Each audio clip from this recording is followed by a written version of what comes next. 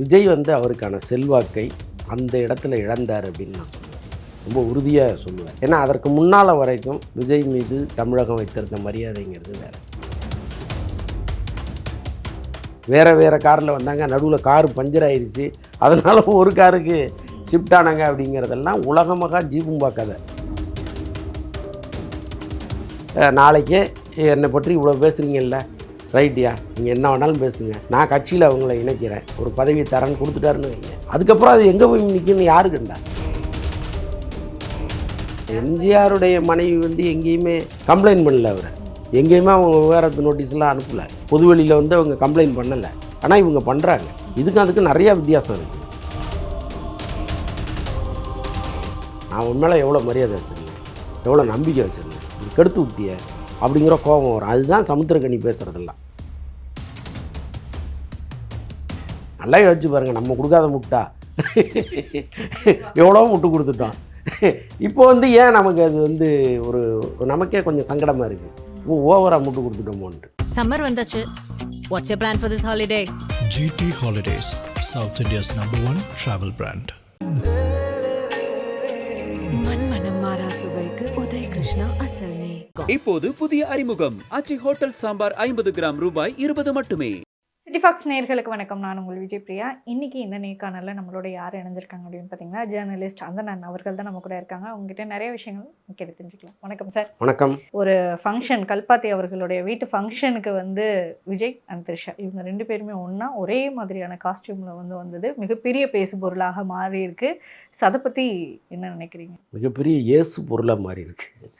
ஏசுதல் அப்படிங்கிறது உங்களுக்கு தெரியும், பயங்கரமாக திட்டுறதுன்னு அர்த்தம்.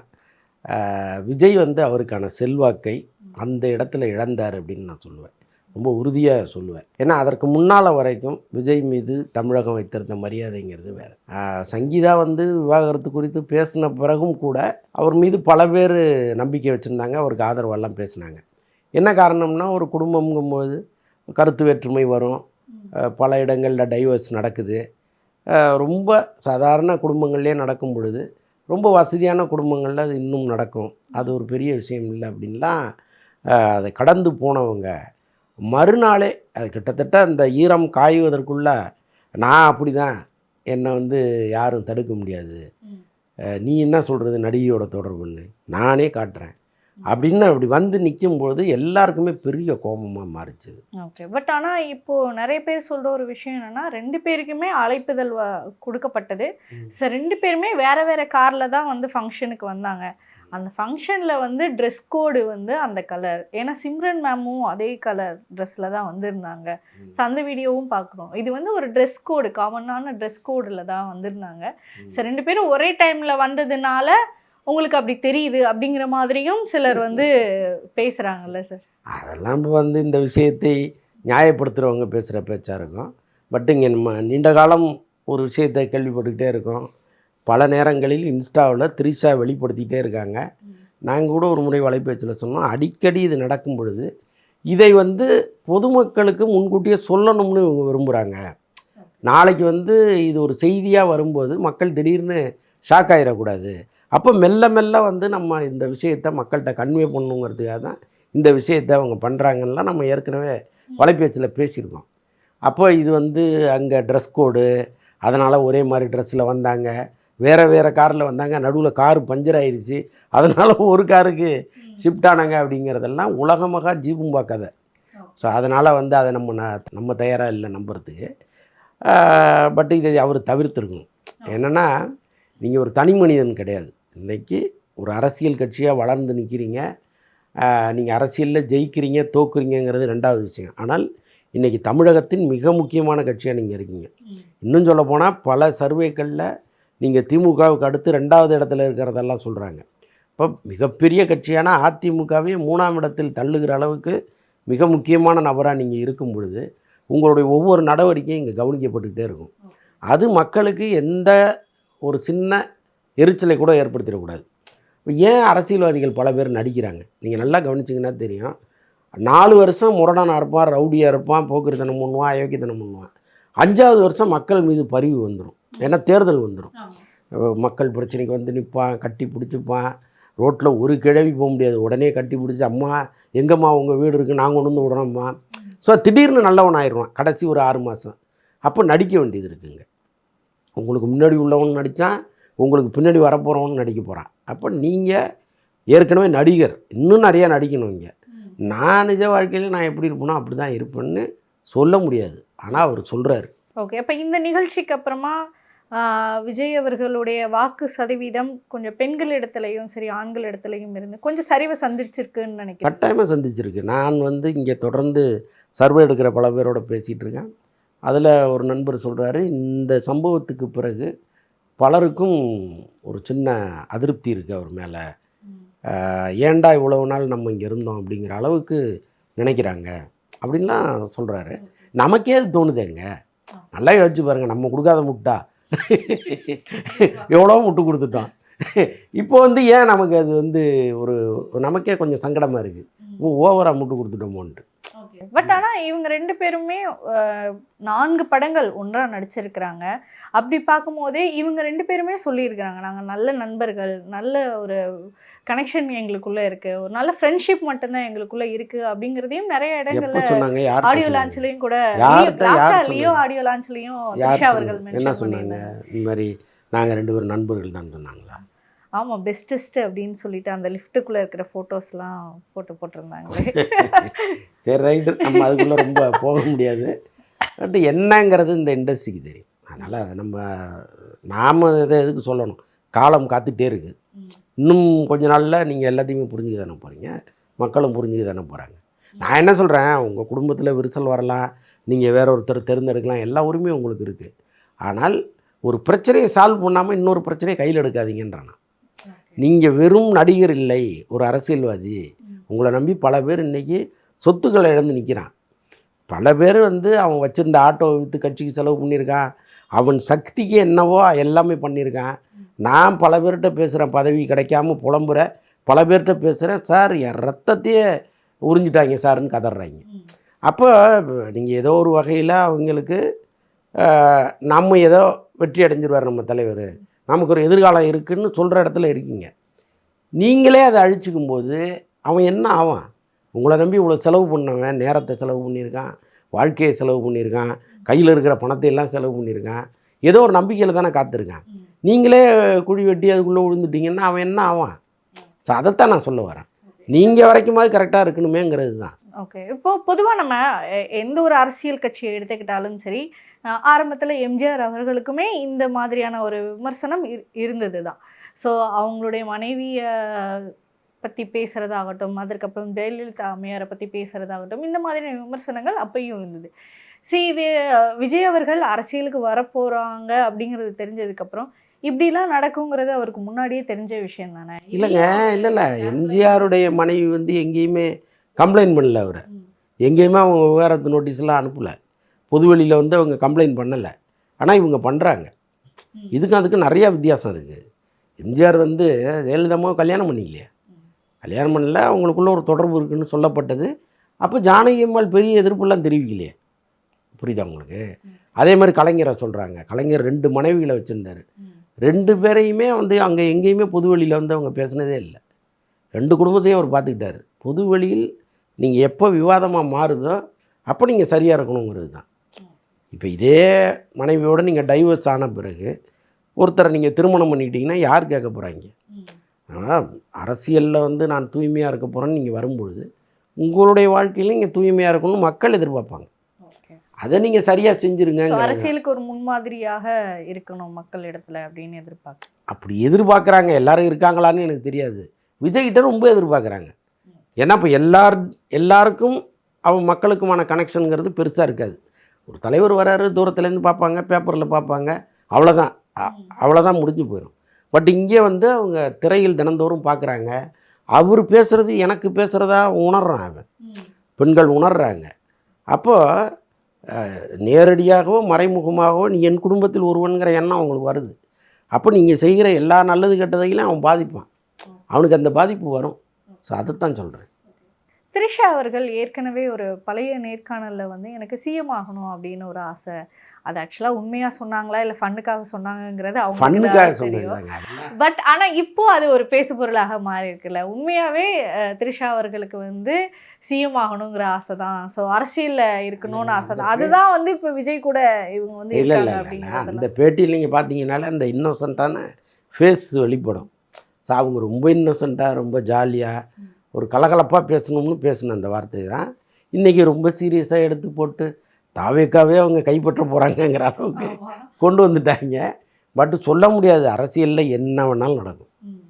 நீங்கள் இதுதான் நடக்கணும் அப்படின்லாம் நீங்கள் நினைக்க முடியாது, இதை தான் நடத்தணும்னு சொல்ல முடியாது.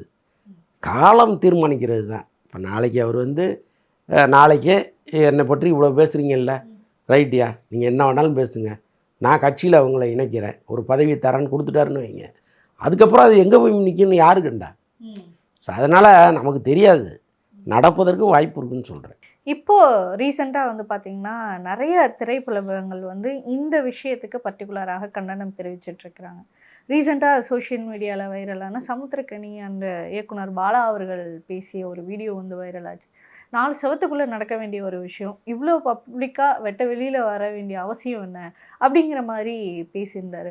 உண்மையாகவே இந்த விஷயம் திரைப்பிரபலங்களையும் அதிர்ச்சியை ஏற்படுத்தியிருக்கு.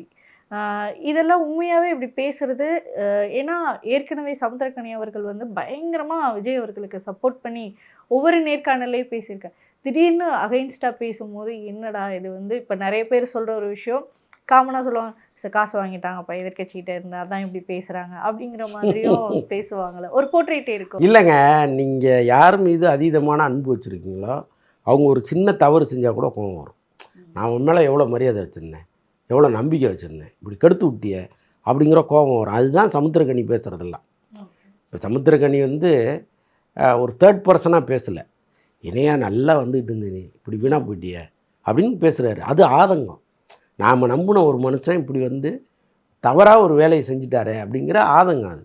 அதை வந்து நம்ம தவறுன்னு சொல்ல முடியாது. காசு வாங்கிட்டாருன்னு சொல்கிறவன் 1000 பேர் சொல்லுவான், இது என்ன சமுத்திரக்கனி காசு கொடுத்துட முடியுமா நீங்கள்? அவர் ஒரு படத்துக்கு எவ்வளோ சம்பளம் வாங்குறாரு, தெலுங்கு படத்துலலாம் கோடிக்கணக்கில் சம்பளம் வாங்குறாரு. அவர் 30 நாள் கால் ஷீட்டுக்கு 4 கோடியோ 3 கோடியோ சம்பளம் வாங்குறாரு. அவ்வளோ பெரிய இடத்துல அவர் இருக்கார்.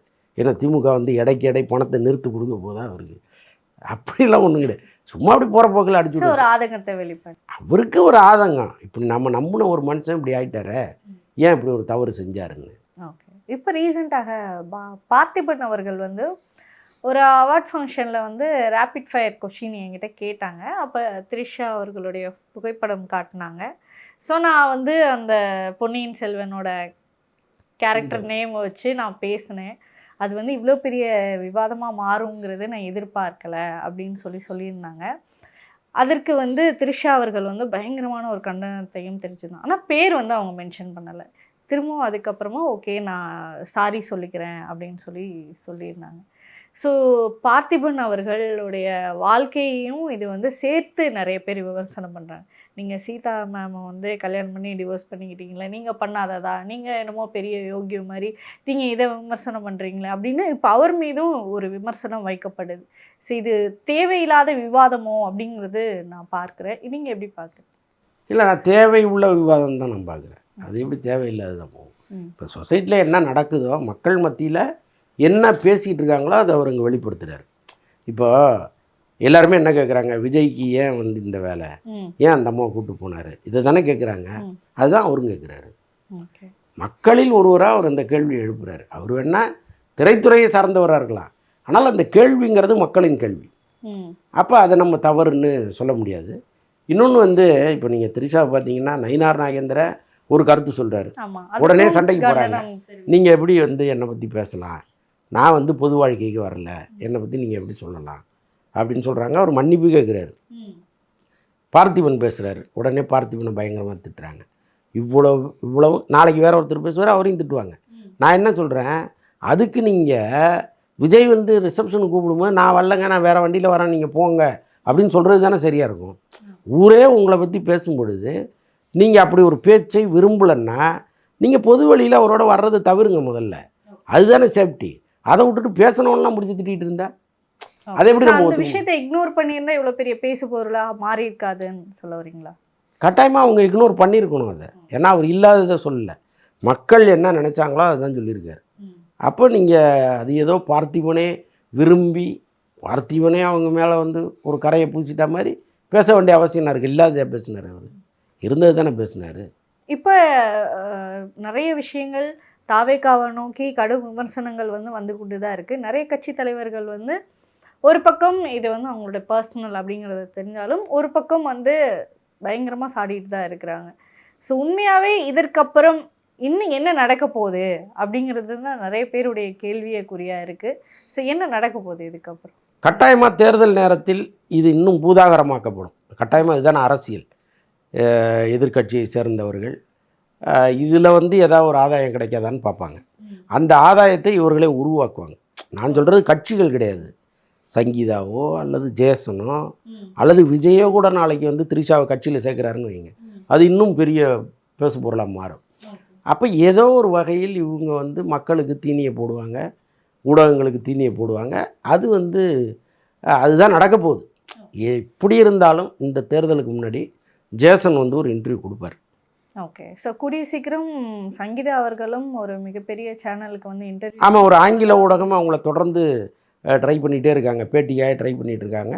ஒருவேளை அவங்க ரொம்ப எமோஷன் ஆகி பேசிடலாம் அப்படின்னு சொன்னாங்கன்னா நிறைய விஷயங்களை அவங்க பேசுவாங்கன்னு நான் நினைக்கிறேன். ஆனால் அதை எல்லாமே தவிர்க்கணும்னா விஜய் வந்து இந்த விஷயத்தை ரொம்ப இலகுவாக அணுகக்கூடாது. இப்போ பாருங்கள், மகளிர் இதில் வந்து அவ்வளோ பெரிய விஷயம் இல்லைங்கிறாரு, அது அவ்வளோ ஒர்த்து கிடையாதுன்றார். அது எவ்வளோ ஹர்ட் பண்ணும் அவங்கள. அவ்வளோ ஒர்த்து இல்லைன்னு சொல்கிறல்ல, நான் எவ்வளோ பெரிய ஒர்த்துன்னு காமிக்கட்டுமா அப்படின்னு பொது வெளியில் வந்து உட்கார்றாங்கன்னு வைங்க. இப்போ ஏற்கனவே வந்து நீங்கள் திரிஷாவோடு போனது ஒரு வாக்கு வங்கியை கொஞ்சம் சரிச்சு விட்டுருச்சு. இப்போ நாளைக்கு அவங்க வந்து இன்னும் கோபமாகி பேசுனாங்கன்னா அது எங்கே போய் முடியும்? அப்போ நீங்கள் வந்து கண்ணாடி ரூமில் இருக்கீங்க, விஜய் வந்து கண்ணாடி ரூமில் இருக்கார். அவர் உள்ளேருந்து கல் இருந்தாலும் சரி, வெளியிலேருந்து உள்ளே கல் போனாலும் சரி, சேதம் கண்ணாடி அறைக்கு தான். அதை அவர் புரிஞ்சுக்கிட்டு இதை அழகாக சாப்பிட்டா ஹேண்டில் பண்ணுமே தவிர, அப்படி போகிற போக்கில் எப்போவுமே நம்மளை சுற்றி ஒரு கூட்டம் இருக்குங்க. இந்த கூட்டமே தமிழ்நாடு கிடையாது. இப்போ அன்றைக்கி வந்த மகளிர் மட்டுமே தமிழ்நாடானா கிடையாது. அது ஒரு சொற்பம், ரொம்ப ஒரு புள்ளி, தமிழ்நாட்டின் ஒரு புள்ளி. அது வந்து உங்களை அதிகாரத்தை தூக்கி உங்கள் கையில் கொடுத்துறாது. அப்போ அந்த கூட்டத்தை பார்த்து நீங்கள் இதுதான் நாளைய தமிழ்நாடுன்னு நினச்சி ஒரு வார்த்தையை போடுறீங்கல்ல, அது ஆபத்தானதுங்கிறேன். அது உங்கள் லைஃபுக்கே ஆபத்து. ஓகே. ஆனால் நிறைய பேர் சொல்கிற ஒரு விஷயம், அது வந்து அவங்கள நான் ஒர்த்து இல்லைன்னு சொல்லலை, அந்த ஒரு விஷயத்தை நீங்கள் அதை பெருசாக ஒர்த்தாக எடுத்துக்காதீங்க, நீங்கள் ஹர்ட் ஆகிறத பார்த்து எங்களுக்கும் ஹர்ட் ஆகுது, எனக்கும் இல்லை அதில் கூட அவருக்கு தெரியலங்கிறேன். நான் அவருக்கு அரசியல் பண்ண தெரியல. எம்ஜிஆர் எப்படி ஜெயிச்சார்? எவ்வளவு பெண்மணி மூதாட்டிகளை கட்டி பிடிச்சி அவர் வந்து அன்பு செலுத்தி, அவர் ஊடகங்களுக்கு முன்னாடி ஒரு மாதிரி நடந்துப்பார்ல, ஒரு செய்தியாளர்களுக்கு முன்னாடி வேறொரு மாதிரி நடந்துப்பார்ல, பின்னால் அவருடைய இன்னொரு வேறொரு முகம் இருக்குது. அதை இங்கே பல பேர் சொல்லியிருக்காங்க. அந்த மாதிரி நடக்கிற அளவு கூட இவர்கிட்ட வந்து ஒரு நாலேஜ் இல்லையோன்னு கூட நான் நினைக்கிறேன். இப்போ நீங்கள் அந்த மேடையில் என்ன பேசியிருக்கணும்? என் மனைவி எனக்கு என் மேலே வந்து விவாகரத்து வழக்கு தொடர்ந்துருக்காங்க, அவங்க மேலே நான் பேரன்பு வச்சுருந்தேன், தெரிந்தோ தெரியாமலோ ஒரு சின்ன விரிசல் எங்களுக்குள்ளே விழுந்துருச்சு, எனக்கும் வருத்தமாக தான் இருக்குது, நான் அதை எப்படி ஹேண்டில் பண்ணணுமோ நான் பண்ணிக்கிறேன், நீங்கள் டென்ஷன் ஆகாதீங்க, இதானே பேசியிருக்கணும். அது எங்கே போய் உங்களை வந்து உட்கார வச்சுருக்கோம்? எவ்வளோ உயரத்தில் உட்கார வச்சுருக்கோம்? அப்போ பேசும்பொழுதே நீங்கள் வந்து இதெல்லாம் அப்படின்னு பேசும்பொழுது இன்னும் கடுப்பாகிறான், பெண்கள் இன்னும் கடுப்பாகிறாங்க. என்னையா அது மறுபடியும் இப்படி பண்ணிக்கிட்டு இருக்காருன்னு அதைத்தான் சொல்ல வரேன். அவர் கொஞ்சம் அந்த ஒரு ஆஃப் லெவல்லே எல்லாத்தையுமே டீல் பண்ணுறாரு. ஸோ ஏற்கனவே நிறைய நேர்காணலில் நம்ம பேசியிருக்கோம், இதற்கு முன்னாடி நிறைய சேனல்லையும் நீங்கள் பேசியிருக்கிறீங்க. மோஸ்ட்லி வந்து அந்தணன் அவர்கள் விஜய்க்கு சப்போர்ட்டாக தான் நிறைய விஷயங்கள், நிறைய பாசிட்டிவான விஷயம். நீங்கள் கூட கேட்டீங்களே தாவேக்காவில் எப்போ சேர போகிறீங்க? ஆமாம், கிட்டத்தட்ட அப்படி தானே இருந்தது. பட் ஆனால் இந்த விஷயம் உங்களையும் ஒரு அதிர்ச்சியை ஏற்படுத்தியிருக்கு. கேட்டால் எனக்கு பெரிய வருத்தங்க. ஆக்சுவலாக நாங்களே வலைபேச்சில் பேசியிருக்கோம், இதெல்லாம் வந்து நடக்குது அப்படின்லாம் நம்ம பேசியிருக்கோம். ஆனால் நாம் எங்கே அதிர்ச்சி அடைகிறோம்னா, உங்கள் மனைவி ஒரு குற்றச்சாட்டு வைக்கும்போது மறுநாளே நான் அப்படி தான் நெஞ்ச நிமித்திட்டு போகிறீங்கல்ல கூப்பிட்டுக்கிட்டு, அது தப்புங்கிறேன். அதில் வந்து நமக்கு என்னடா இப்படி பண்ணிட்டாரேன்னு ஒரு பெரிய வருத்தம் இருக்குது, அவ்வளோதான். சம்மர் வந்தாச்சு. What's you plan for this holiday? GT Holidays, South India's #1 travel brand. மனம் மாறா சுவைக்கு உதய் கிருஷ்ணா அசல் நெய். இப்போது புதிய அறிமுகம் ஆச்சி ஹோட்டல் சாம்பார் 50 கிராம் ரூபாய் 20 மட்டுமே.